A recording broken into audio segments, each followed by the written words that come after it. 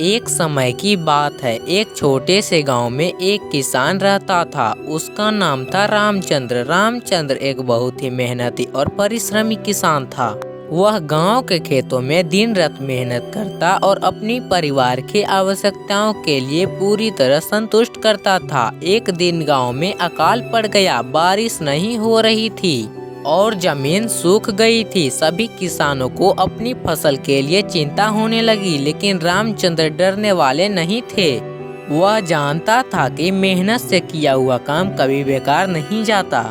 रामचंद्र ने अपने खेतों को और अच्छे से सिंचित करना शुरू किया। वह दिन रात मेहनत करता और पानी की बचत करता और पौधों की देखभाल में विशेष ध्यान देता रहा। दूसरे किसान उसे हंसते और मजाक उड़ाते रहे, पर रामचंद्र अपने लक्ष्य के प्रति सदा संकल्पबद्ध रहा। कुछ समय बाद बादल उमड़ आए और बारिश शुरू हो गई। रामचंद्र की खेती के पौधे जीवंत हो गए और उनकी फसल बढ़ने लगी। वह खुशी से झूम उठा, क्योंकि उनका मेहनत और धैर्य से उनके सपनों की प्राप्ति तक पहुंच रहे थे।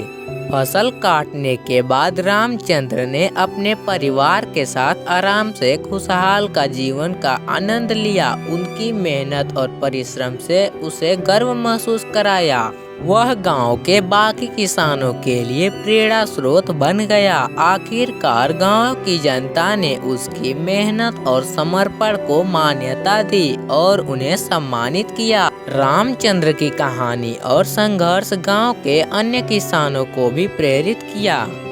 आखिरकार गांव की जनता ने उसकी मेहनत और समर्पण को मान्यता दी और उन्हें सम्मानित किया। रामचंद्र की कहानी और संघर्ष गांव के अन्य किसानों को भी प्रेरित करते रहे। इस कहानी से हमें यह सीख मिलती है कि मेहनत, परिश्रम और समर्पण किसानों के लिए अत्यंत महत्वपूर्ण है। यदि हम मेहनत करें और परिश्रम करें तो हम सफलता के मार्ग पर चलने में सफल हो सकते हैं, चाहे कितना भी कठिनाई आए।